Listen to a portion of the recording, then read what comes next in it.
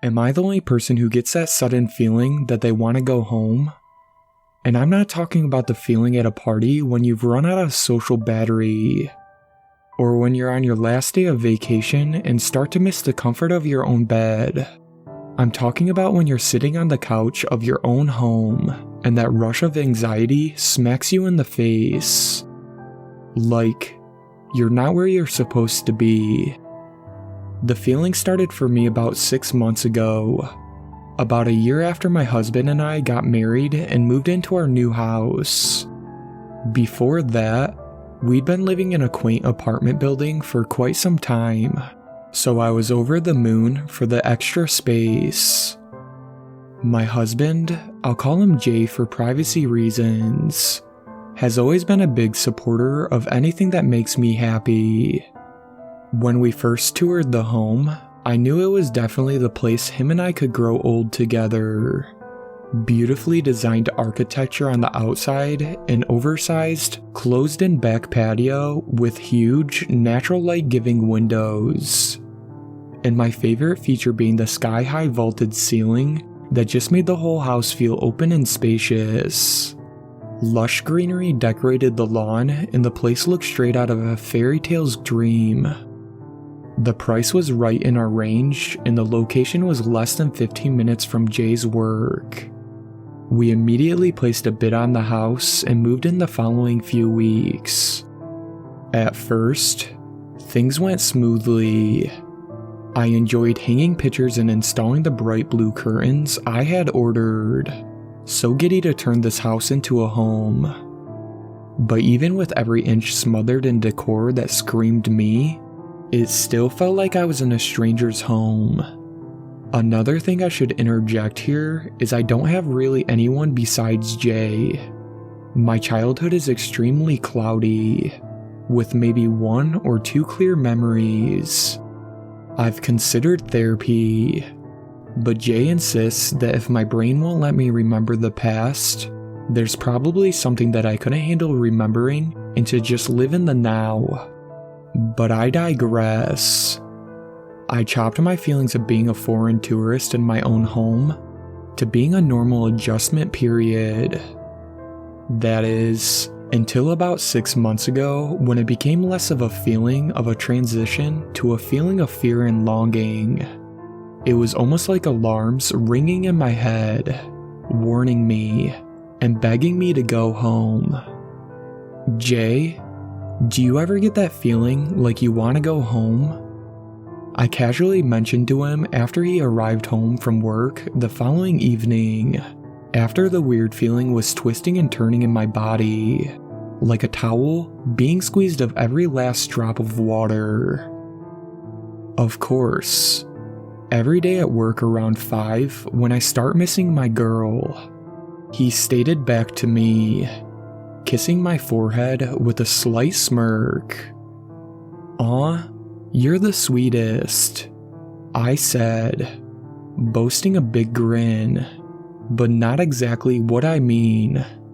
Like when you're here. Like I don't know what it is, but this house still doesn't feel like home to me. Jay's face went flat. His smirk turned to a thin, apathetic line, and his eyebrows furrowed, cheeks speckling with splotches of red. "It's just you adjusting. I feel perfectly at home here, and I'm sorry to hear you say you don't feel the same. You overthink every little feeling that streaks across your body, and you get yourself all worked up. Seriously, just relax." Jay placed his hand on my shoulder and squeezed, just a bit too hard to be comforting, before making his way down the stairs to his self-appointed man cave. I stood frozen, shocked at his sudden mood change and mild aggression towards that subject. The only time he'd really ever gotten that way to me was when I would bring up the fog in my brain that coded my childhood memories. I once again decided it was best to go against the alert sounding off in my brain and plopped on the couch to watch TV. About 45 minutes into a light cartoon children's movie that I wasn't fully immersed into paying attention to, and using more as a background noise while I scrolled through Amazon on my iPad, I suddenly felt a shock slam through my skull. I reached up, smacking my hand against the side of my head. The sensation felt like a tectonic plate shifting in my head, my ears ringing loudly, and my vision suddenly became blurred and disoriented. Before I could yell for Jay, I was thrown in a mental loop, spiraling straight into what I know now was a flashback from sometime in my early teen years. The wind is cool, but not cold. It wraps around me like a pile of leaves, like the pale red and orange clusters that danced around the street in front of me. I can smell the gas of the school bus as it drives past after letting a few other children and myself off. The crunch underneath my feet is the only noise I hear, as the other children closer to the bus stop are safely ushered inside their homes. I trudge down the seemingly endless road before me and about 10 years my age approaches from the still quiet scene around me. Hey, aren't you a little young to be walking home from the bus stop by yourself? He was about 6 foot, clean cut, wearing a gray hoodie and some Nike running shorts. Clearly in shape. He looked like a college-aged guy, and I had a cousin who had just also started college, so I stopped walking, not feeling the stranger danger I would typically feel being stopped by an adult. My mom actually just started letting me this school year. I turned 13 this summer, so I'm practically an adult at this point. I responded, crossing my arms and widening my stance to show I was not to be messed with. But instead of him appearing to be intimidated, I was met with a loud snort and chuckle as his hand smacked his mouth to try and hide the humor from being overly expressed. As I stood there being laughed at, with the wind starting to kick up and scraping of leaves on the ground around me, I began to feel the anxiety bubble in my chest, and knew in my gut it was time to walk away, or run away for that matter. I don't want to be rude, but I really need to get home. It was nice to meet you, I said politely, glancing down at my feet to avoid his gaze, his laughing coming to a stark halt, leaving the wind as the only noise brave enough to leak around us. Sneaking a quick peek at his face, my cheeks began to burn when I saw his joyful grin he had worn while chuckling had fallen instead into a pursued grimace and furrowed brow, an empty look glazing in his eyes, lacking emotion entirely. Before I could react, he sprung forward, gripping my arm and dragging my thrashing, wiggling body along the asphalt, unable to free myself from his grip. "Please, I just want to go home," I screamed, warranting no reaction from him besides him continuing to grip my arm as we approached an old yellow Mustang. In several fluid moments, lacking the reflexes from fear and shock to escape, I was shoved into the back seat and handcuffed to the headrest of the passenger seat in front of me. Digging into an unzipped bag on the floor of the vehicle that appeared to be hastily put together, half of the contents spilling onto the ground. A murmur of words I couldn't quite make out slipped through his lips when he found what he seemed to be looking for. "Home isn't a place, darling.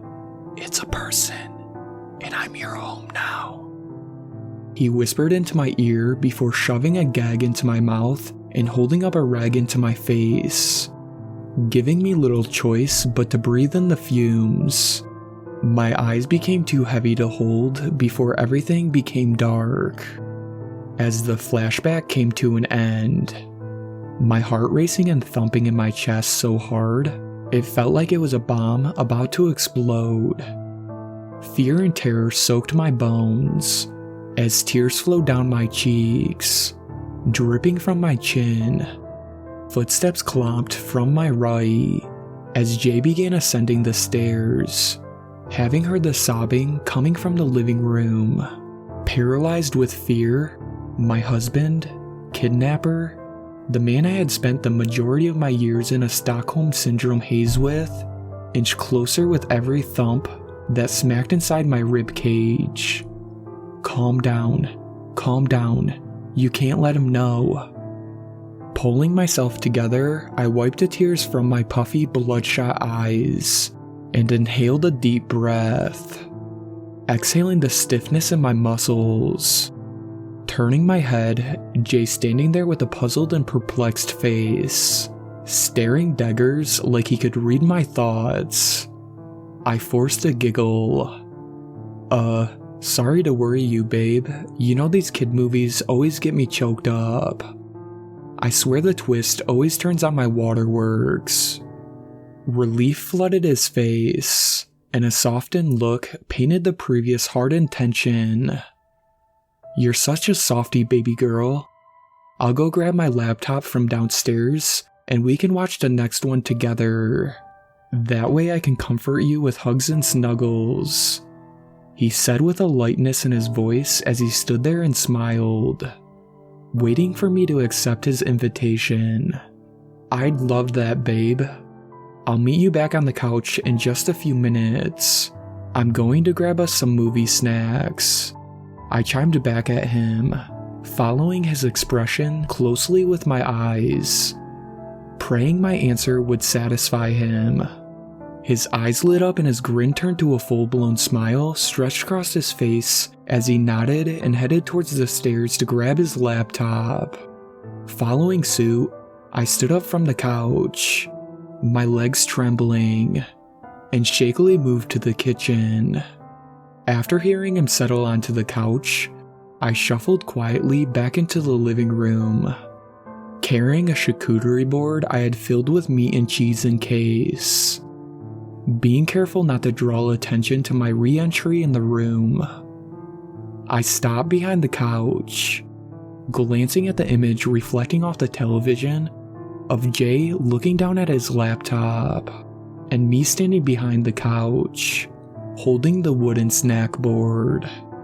After a few minutes of suffocating silence, I cleared my throat, and just as he lifted his head and began turning in my direction, I swung the tray with a crack against the side of his skull. Tiny salami and sharp cheddar flying through the air with blood splattering around it. Immediately after, his body slumped forward, drenching his laptop in blood as he crumpled to the floor. I dialed the police, blubbering the address to the operator and begging her to hurry. He still appeared to be breathing, but clearly unconscious from the blow, and I did not want to be there for the hell that would engulf this house when he regained consciousness. The police are almost here, and after being missing for over 10 years, I'm finally going home.